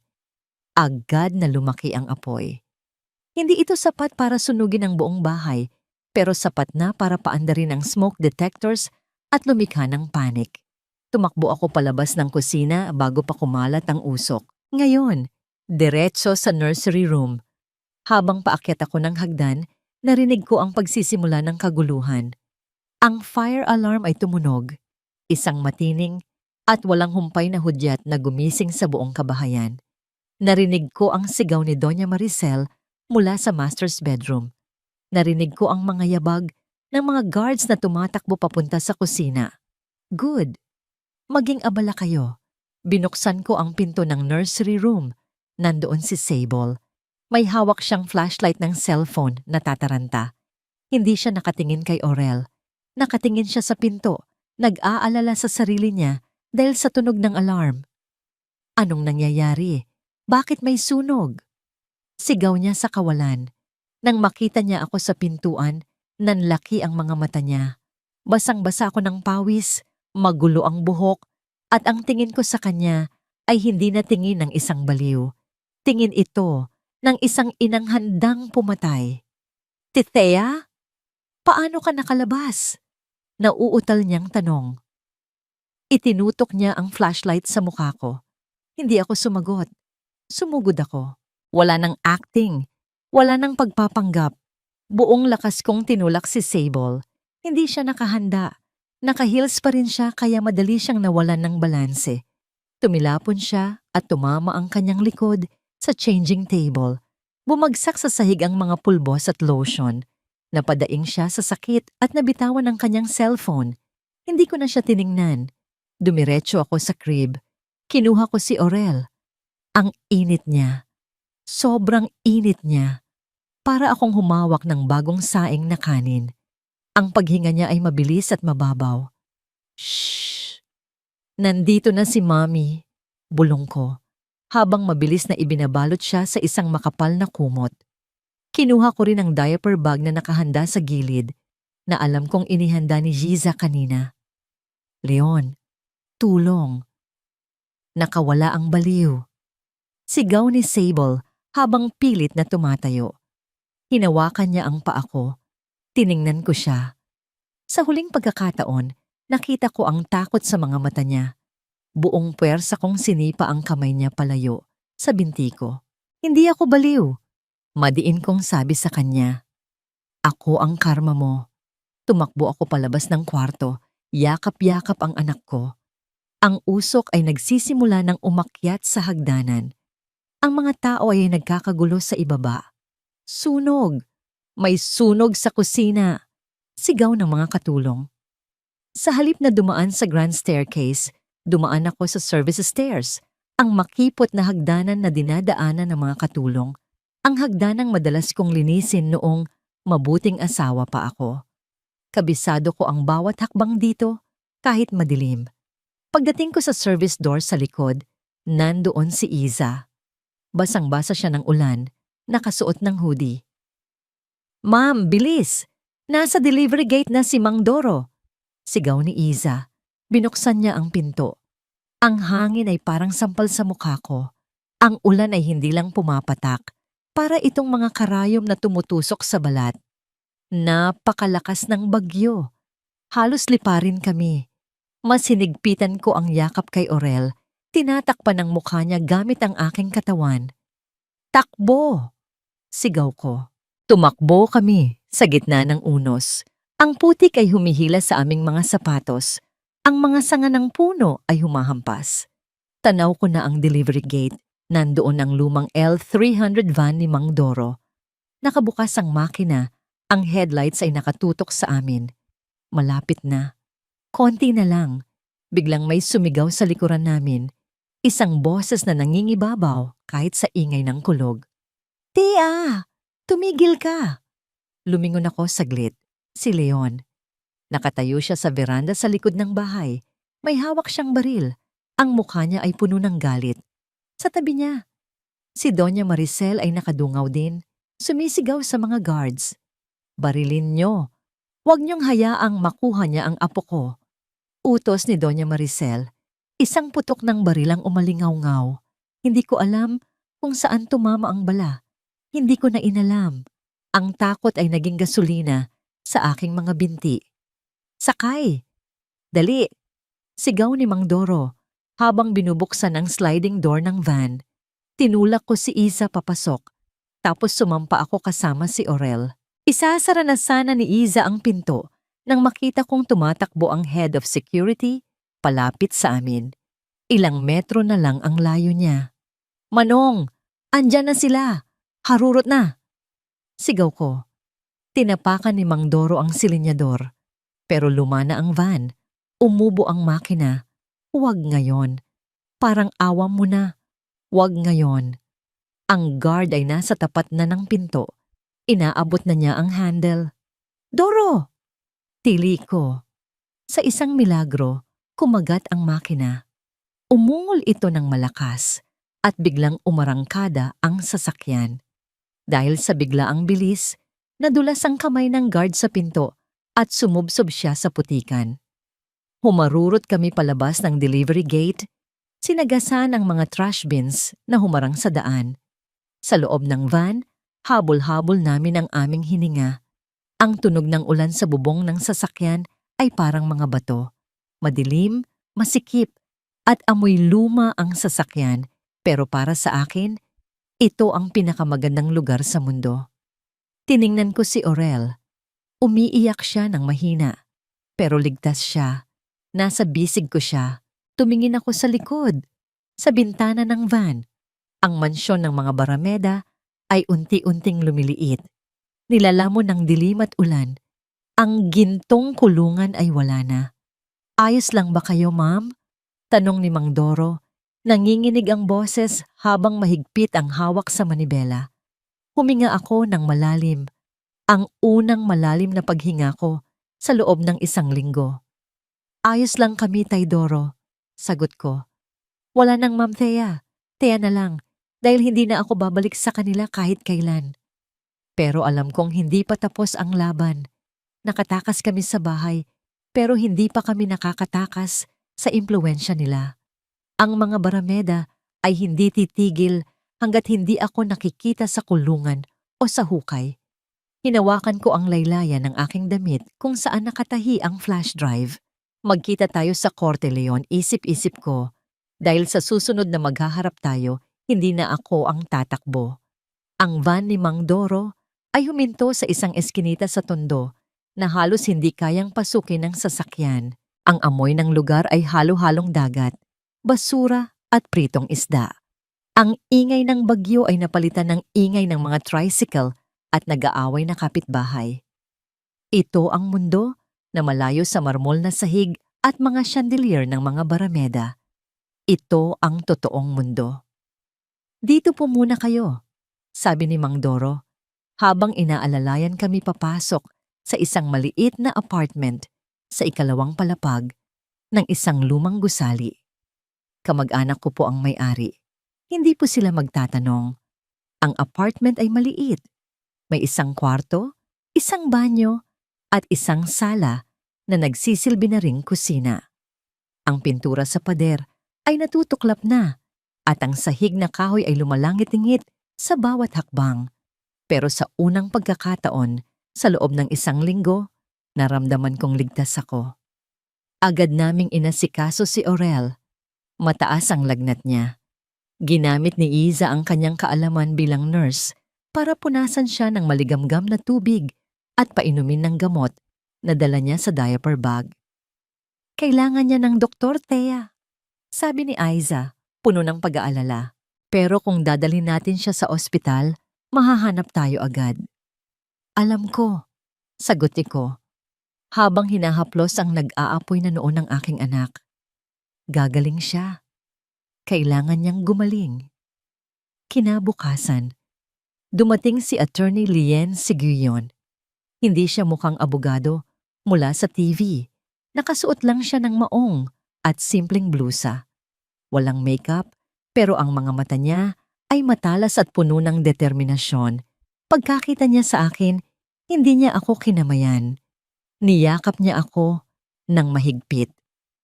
Akala ko kung ano na ang nangyari sa'yo, gaga ka. Bulong niya, pero ramdam ko ang pag-aalala sa boses niya. Salamat, Lien. Salamat sa lahat. Umupo kami sa sahig, sa ibabaw ng banig, habang mahimbing na natutulog si Aurel sa tabi namin. Inilabas ko ang flash drive mula sa tahi ng damit ko. Ito'y sabi ko. Laman yan ang buong kasinungalingan nila. Isinaksak ni Lien ang drive sa kanyang laptop. Habang tinitignan niya ang mga files, ang kalmado niyang mukha ay dahan-dahang nag-iiba. Mula sa pagiging seryoso, naging galit ito, hanggang sa naging isang malamig at nakakakilabot na ngiti. Thea, sabi niya, hindi inaalis ang tingin sa screen. This isn't just a smoking gun. This is a nuclear bomb. Falsified medical records, offshore bank accounts, tax evasion. Hindi lang annulment at custody ang laban na ito. This is a criminal case. Pwede natin silang ipakulong lahat. Napahinga ako ng maluwag. May pag-asa, pero hindi ganoon kadali ang lahat. Kinagabihan, habang nagluluto ako ng lugaw para sa amin sa isang lumang charcoal stove, nakabukas ang maliit na TV sa sala. Biglang lumitaw ang mukha ni Leon sa screen. Nakasuot siya, ang buhok niya ay maayos, at ang mukha niya ay puno ng pag-aalala. Nasa isang press conference siya. I am begging my wife, Calathea Alcaraz Barameda. Sabi niya, nanginginig pa ang boses. Thea, please come home. We are so worried about you and our son, Orel. Your postpartum psychosis is getting worse. Hindi ka nag-iisa sa laban na ito. We just want to help you get better. Sa tabi niya, si Sable ay umiiyak. Hawak ang litrato ni Orel. Please, Thea, sabi niya sa mga kamera. Isipin mo ang kapakanan ng anak mo. He needs his family. He needs proper medical care. Halos mabitawan ko ang sandok. Hindi lang nila ako hinahanap. Sinasalaula nila ang pangalan ko sa buong bansa. Ginagawa nila akong isang baliw na kidnapper sa mata ng publiko. Pinatay ni Lien ang TV. Huwag kang maniwala sa kanila. Propaganda yan. Pinapalabas nilang sila ang biktima. Pero alam kong epektibo ang ginagawa nila. Ang mga Barameda ay makapangyarihan. Sila ang may pera. Sila ang may koneksyon. At ako? Isa lang akong babaeng tumakas na walang kahit isang kusing. Lumipas ang 2 araw. Unti-unti nang bumababa ang lagnat ni Orel. Sa maliit na apartment na yon, natagpuan ko ang isang uri ng kaligayahan na hindi ko naramdaman sa mansyon. Ang amoy ng sinigang na niluluto ni Iza. Ang tunog ng tawa ni Orel habang nilalaro ko ang pag-asa na binibigay ni Lien. Sapat na iyon. Isang hapon, habang nagpapatulog ako kay Orel, may kumatok sa pinto. Isang matandang babae, kapitbahay namin. Ineng, sabi niya kay Aiza. May nagtatanong tungkol sa inyo sa baba. Lalaking naka-leather jacket. Kanina pa pabalik-balik, mukhang hindi taga rito. Nagkatinginan kami ni Lien. Ang dugo ko ay biglang nanlamig. Nahanap na nila kami. Mag-empake na kayo, bilis. Utos ni Lien. Kailangan nating umalis dito ngayon na. Pero huli na ang lahat. Bago pa man kami makakilos, narinig namin ang malalakas na yabag ng sapatos na paakyat sa hagdanan. Ang sunod na tunog ay parang pagsabog. Ang pinto ay sinipa ng buong lakas. Bumukas ito at tumama sa pader. Bumulaga sa amin ang mga pulis. Nakasuot sila ng bulletproof vests. May dalang mahahabang baril na nakatutok sa amin. Pulis! Dapa. Sigaw ng isa. Niyakap ko si Orel ng mahigpit. Wag! May bata. May bata dito. Sigaw ko. Umiiyak. Pinaghiwalay nila ako sa anak ko. Hinila nila si Orel mula sa aking mga bisig. Sumisigaw siya, nagpupumiglas. Tinatawag ang pangalan ko. Mama, Mama. Anak, Orel ko. Pinusasan nila ang aking mga kamay sa likod. Ang lamig ng bakal ay parang kumagat sa aking pulso. Pinaluhod nila ako sa sahig. Sa gitna ng kaguluhan, nakita ko siya. Nakatayo siya sa likod ng mga pulis, sa may pintuan. Nakasuot ng mamahaling suit, ang buhok ay makintab, at ang sapatos ay walang bahid ng putik. Si Leon. Tumingin siya sa akin. Hindi galit, hindi awa. Ngumiti siya. Isang ngangiting puno ng tagumpay. Sabi ko naman sa'yo, Thea. Sabi niya, sapat lang para marinig ko. Baliw ka. At ang mga baliw, sa mental hospital ang lugar, hindi sa tabi ng anak ko. Ang korte ay parang isang malaking refrigerator. Malamig, tahimik at amoy luma. Nakaupo ako sa defendant's chair, suot ang kulay orange na damit ng preso. Ang mga kamay ko ay nasa ibabaw ng aking hita. Nakikita ko pa rin ang mga marka ng posas sa aking pulso. Sa kabilang panig, ang pamilya Barameda ay parang mga Diyos at Diyosa na bumaba mula sa langit. Si Doña Maricel ay nakasuot ng eleganteng Filipiniana dress, may pamaypay na garing. Si Leon ay nasa tabi niya. mukhang isang ulirang ama na puno ng hinagpis, at si Sable, na kaputing bestida, tila isang birhen na walang kasalanan. Puno ang silid ng mga reporter. Ang mga kamera ay nakatutok sa akin. Hinihintay ang bawat galaw ko. Sa mata nila, ako na ang kontrabida. Ako ang baliw na asawang nagkidnap ng sariling anak. Unang nagsalita ang abogado ng mga Barameda. Iprinenta niya ang mga ebidensya. Isang litrato ng nasunog na basurahan sa kusina. Ang testimonya ng mga guards na nakakita sa aking pagtakas. At ang pinakamatibay nilang alas, si Dr. Pelagio. Tumayo si Dr. Pelagio sa witness stand. Sa ilalim ng panunumpa, sinabi niya sa hukom na ako ay may malalang kaso ng paranoid schizophrenia with violent tendencies. Your Honor, sabi niya, puno ng pekeng awa. Mrs. Barameda is a danger not only to herself, but most especially to her infant son. We had to restrain her for her own good. Napayuko ako, hindi dahil sa hiya, kundi para itago ang nangiti ng pangungutya sa aking labi. Nang si Attorney Lien na ang tumayo, ang buong korte ay tumahimik. Dr. Pelagio, simula ni Lien, kalmado ang boses. Is it not true that you are also a board member of the Barameda General Hospital and that you receive a 6-figure consultancy fee from their family corporation annually? Namutla si Dr. Pelagio. That is irrelevant. Is it irrelevant, Doctor? Giit ni Lien. Or is it a clear case of conflict of interest?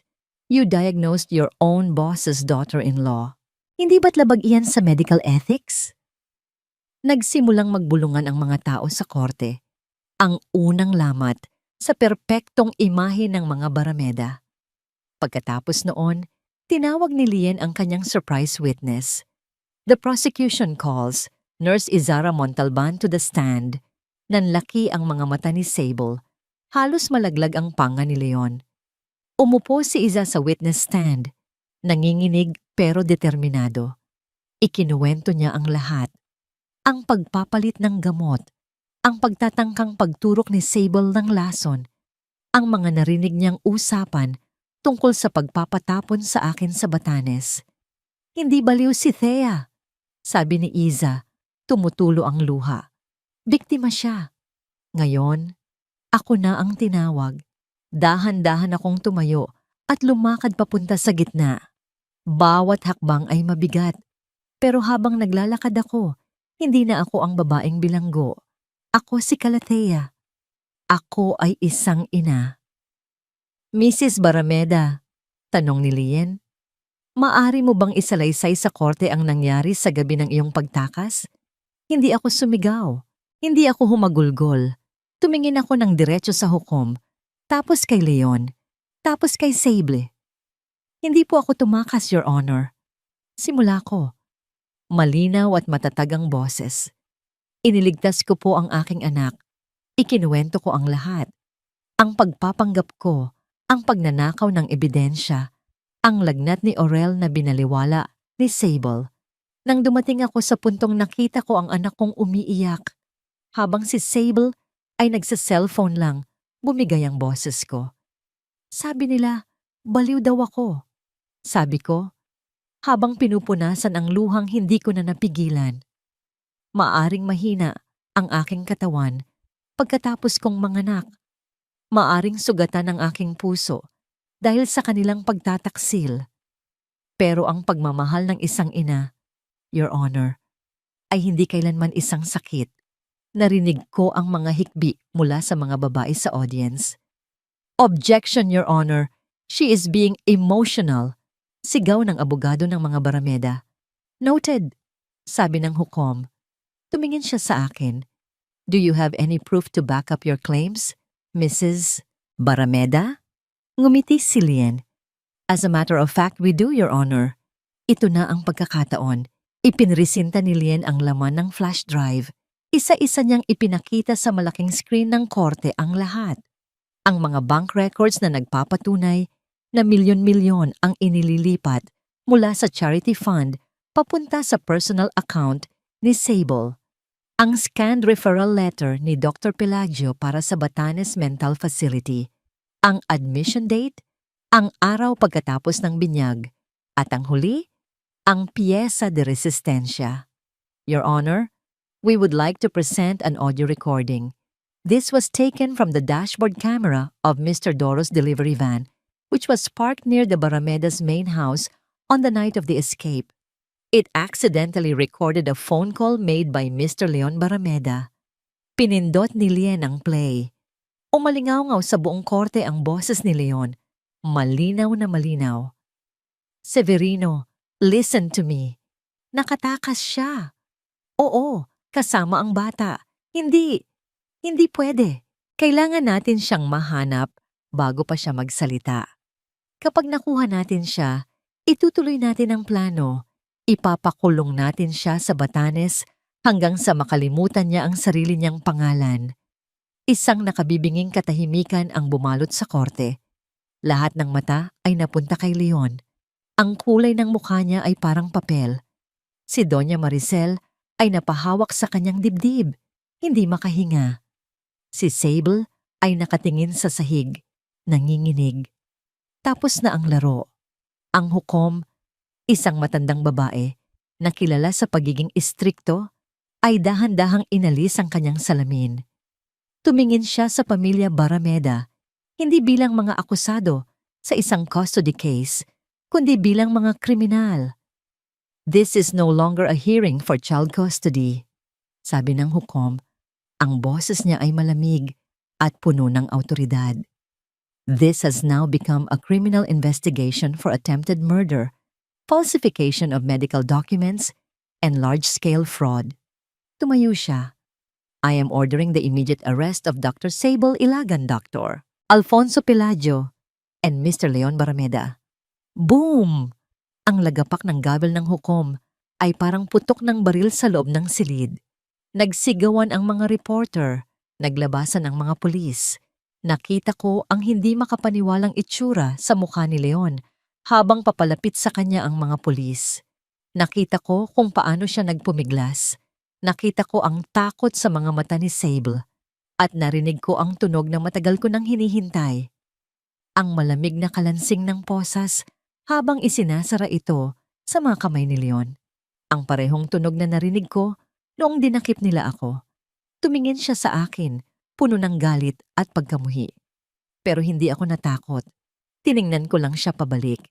At sa unang pagkakataon, ako ang may hawak ng kapangyarihan. Hindi ako ngumiti, hindi ako tumawa.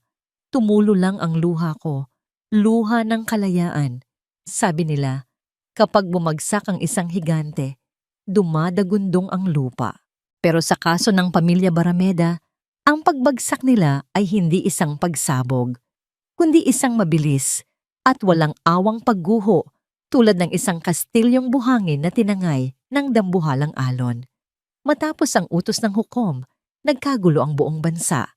Kinabukasan, inilabas ni Ramil Quinto, ang matapang na mamamahayag at kaibigan ni Attorney Lien, ang kanyang investigative report sa lahat ng major dyaryo at news sites. Ang pamagat, ang pagnanakaw sa puso ng kawanggawa, ang lihim ng Barameda Foundation. Isa-isang inilatag ni Ramil ang ebidensya, ang mga ghost projects, ang mga sirang kagamitan sa ospital na binili sa presyong ginto. At ang pinakamasakit sa lahat, ang video kung saan pinapabayaan ni Dr. Sable ang isang sanggol na may sakit para lang mag-cellphone. Galit ang publiko. Bumagsak ang stocks ng kumpanya nila. Ang mga investors ay nag-withdraw. Ang mga bangko ay nag-freeze ng kanilang assets. Sa loob lamang ng 48 oras, ang pangalang Barameda, na dating kasing kahulugan ng yaman at kapangyarihan, ngayon ay kasing kahulugan na ng kasakiman at kahihiyan. Nanonood ako ng balita sa maliit na TV sa opisina ni Lien nang ipakita ang live footage ng pag-raid sa mansyon. Nakita ko si Doña Maricel. Hindi na siya ang matapobreng donya na may hawak na pamaypay. Nakasuot siya ng house dress, magulo ang buhok, at hinihila ng mga pulis palabas ng gate habang pilit niyang pinoprotektahan ang kanyang mga alahas na kinukumpiska ng mga awtoridad. Bitawan niyo ako. Hindi niyo ba ako kilala? Sigaw niya, pero ang boses niya ay basag na. Wala nang nakikinig. Wala nang natatakot. Bigla siyang napahawak sa kanyang dibdib at bumagsak sa semento. Nagkagulo ang mga medic. Mild stroke, sabi ng reporter. Isinugod siya sa ospital, hindi sa Barrameda General Hospital na pag-aari nila, kundi sa isang pampublikong ospital dahil frozen na ang lahat ng kanilang accounts. Ang babaeng ayaw madikitan ng dumi ng mahihirap ay ngayon nakahiga sa isang charity ward. Pagkatapos noon, pinuntahan ko si Leon. Kailangan ko siyang makita sa huling pagkakataon, hindi para mang-asar, kundi para tuluyan ng putulin ng tali na nag-uugnay sa amin. Nasa detention center siya ng NBI. Malayo ito sa air-conditioned na kwarto niya. Masikip, mainit at amoy pawis at ihi. Nang makita niya ako sa kabila ng rehas, tumayo agad siya. Ang gwapo at makisig na Leon ay wala na. Ang nasa harap ko ay isang lalaking may itim sa ilalim ng mata, gusot ang damit, at mukhang desperado. "Tia!" Tawag niya. Kumapit siya sa bakal na rehas. "Tia, babe, tulungan mo ako. Kausapin mo ang judge. Sabihin mo nagka-misunderstanding lang tayo. Please, Tia, para kay Aurel. Ayaw mong lumaki siyang may tatay na kriminal, di ba?" Tinitigan ko siya. Hinanap ko sa puso ko ang kahit katiting na pagmamahal o awa. Pero wala akong naramdaman kundi ang bigat ng pagpapalaya. Para kay Aurel? Ulit ko, mahinahon. "Leon, noong gabing nilalagnat ang anak mo, nasaan ka? Nandoon ka sa kwarto, kasama ang kabit mo, nagpapakasasa habang pinapatay niyo ako sa isip niyo." "Nagkamali ako. Patawarin mo ako." Lumuhod siya sa semento. "Biktima rin ako ni Sable. Ginayuma niya ako." Umiling ako. Hanggang sa huli, hindi niya kayang akuin ang sarili niyang kasalanan. Palaging may ibang sisisihin. "Hindi ka biktima, Leon," sabi ko. "Ikaw ang pumili. Pinili mo ang pera kaysa sa pamilya. Pinili mo ang image kaysa sa katotohanan. At ngayon, pinili ng tadhana ang lugar na nararapat para sa'yo." Tumalikod ako para umalis. "Tia, huwag mo akong iwan." "Tia!" Sigaw niya. Ang boses niya ay puno ng takot. Takot ng isang batang elitista na hindi sanay sa hirap. Hindi ako lumingon. Ang tunog ng kanyang pagsusumamo ay unti-unting nawala habang naglalakad ako palabas ng kulungan, papunta sa liwanag ng araw. Tungkol naman kay Sable, ang karma niya ay dumating sa anyo ng kanyang propesyon. Ang Professional Regulation Commission o PRC ay agad na binawi ang kanyang lisensya bilang doktor. Hindi na siya makakagamot kahit kailan. Ang Philippine Medical Association ay itinakwil siya. Mula sa pagiging tinitingalang OBGYNE, siya ngayon ay nahaharap sa patong-patong na kaso ng attempted murder at medical malpractice. Balita ko, sa kulungan ng mga babae, hindi naging madali ang buhay niya. Galit ang mga kapwa niya bilanggo sa mga nang-aapi ng bata. Ang kanyang ganda at yaman ay walang silbi sa loob. Doon, siya ang outcast.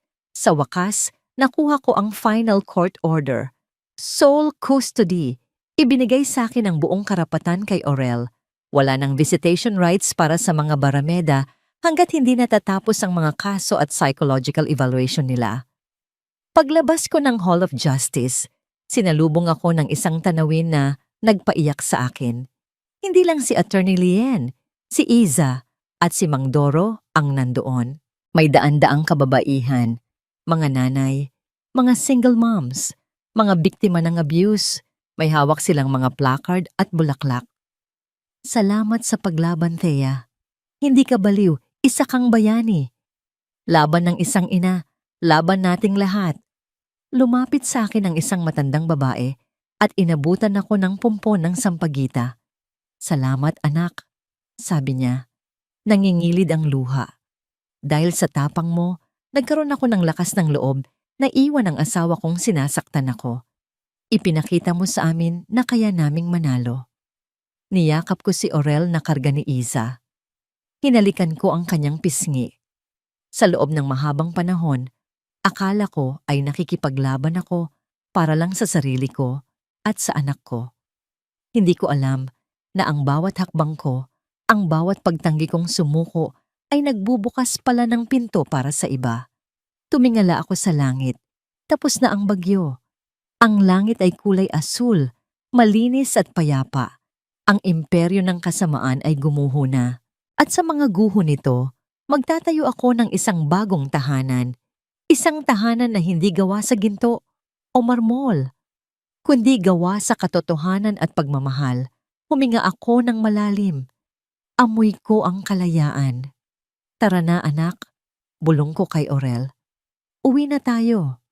3 taon na ang lumipas. Nakaupo ako sa isang puting silya sa tapat ng dalampasigan ng Iloilo. Ang hangin ay may kasamang alat ng dagat at amoy ng sariwang isda na inilalako sa malayo. Ang langit ay dahan-dahang nagbabago mula sa madilim na asul patungo sa malambot na kulay rosas at kahel. Ang ganda ng umaga, ang ganda ng buhay. Mama, look! Ang laki ng alimango! Napalingon ako sa bata na tumatakbo sa buhanginan. Si Aurel. 3 taon na siya ngayon. Matipuno, masayahin, at may mga matang nagniningning sa kuryosidad. Wala sa kanyang muka ang anumang bakas ng madilim na nakaraan sa mansyon ng mga Barameda. Para sa kanya, ang mundo ay isang malaking palaruan at ang kanyang mama ay ang pinakamalakas na tao sa buong mundo. Huwag kang lalayo, Aurel. Sigaw ko habang nakangiti. Lumapit sa akin si Iza. Dala ang 2 baso ng fresh buko juice. Hindi na siya naka-uniforme ng nurse. Siya na ngayon ang administrator ng Bahay Calathea. Isang shelter na itinayo ko para sa mga kababaihang biktima ng pang-aabuso at domestic violence gamit ang pera na nakuha ko mula sa settlement at ang tulong ng mga donations. Nakapagpatayo kami ng lugar kung saan walang sino mang ina ang tatawaging baliw dahil lang sa kanilang kahinaan. Thea, tumawag si Attorney Lien, sabi ni Iza habang inaabot ang baso. Nanalo na naman tayo sa kaso ni Maricel, yung nanay na taga-Gimaras. Nakuha na niya ang custody ng mga anak niya. Napangiti ako. Mabuti naman. Wala nang masasaya pa sa balitang yan ngayong umaga. And speaking of saya, panunokso ni Iza, sabay nguso sa direksyon ng kalsada. Mukhang may bisita ka. Lumingon ako. Isang puting pickup truck ang huminto sa gilid ng dalampasigan. Bumaba ang isang lalaking naka-shorts at simpleng puting t-shirt. Si Dr. Soren Alonzo. Siya ang pediatrician ni Aurel dito sa Iloilo. Noong una ko siyang makilala, alam ko na nabasa niya ang kwento ko sa mga dyaryo. Pero hindi niya ako tiningnan ng may awa. Tiningnan niya ako ng may respeto. Sa loob ng 2 taon na pagiging magkaibigan namin, hindi siya nagmadali. Hindi niya sinubukang iligtas ako dahil alam niyang nailigtas ko na ang sarili ko. Nanatili lang siya sa tabi ko. Isang tahimik na suporta. Isang kaibigang marunong makinig. Soren! Tito Soren! Sigaw ni Aurel. Patakbong lumapit ang anak ko sa kanya. Binuhat ni Soren si Aurel at pinasan sa kanyang balikat. Kumusta, champion? Nakahuli ka ba ng alimango? Naglakad sila palapit sa akin. Good morning, Thea. Bati ni Soren. Ang kanyang boses ay parang musika, kalmado at payapa. Masyado yatang maaga ang writing session natin sa beach. Maaga kasi akong ginising ng inspiration ko. Sagot ko, sabay tingin kay Aurel. Kinuha ko ang aking laptop at isinara ito. Sa screen, makikita ang huling pangungusap ng isinusulat kong libro. Ina, hindi ka baliw. Ito na ang huling kabanata. Ang aking kwento ay hindi na tungkol sa paghihiganti, kundi tungkol sa pagbangon. Minsan, naiisip ko pa rin ang mga Barameda. Balita ko, pumanaw na si Doña Maricel noong nakaraang taon sa loob ng nursing home. Si Leon naman ay nagsisilbi pa rin ng kanyang sentensya sa bilibid kasama si Dr. Pelagio. Si Sable? Ayon kay Lian, nagtatrabaho siya ngayon sa laundry area ng kulungan. Ang mga kamay na dati ay puro alhas. Ngayon ay puno na ng paltos mula sa sabon at pagkusot. Pero ang mga alaala na yon ay parang mga lumang anino na lamang. Wala na silang kapangyarihan sa akin. Tia, tawag ni Soren. Nakatingin siya sa akin nang may malambot na ngiti. Are you okay? Huminga ako ng malalim. Nilanghap ang bango ng dagat. Tumingin ako sa pagsikat ng araw. Ang liwanag nito ay unti-unting lumalawak.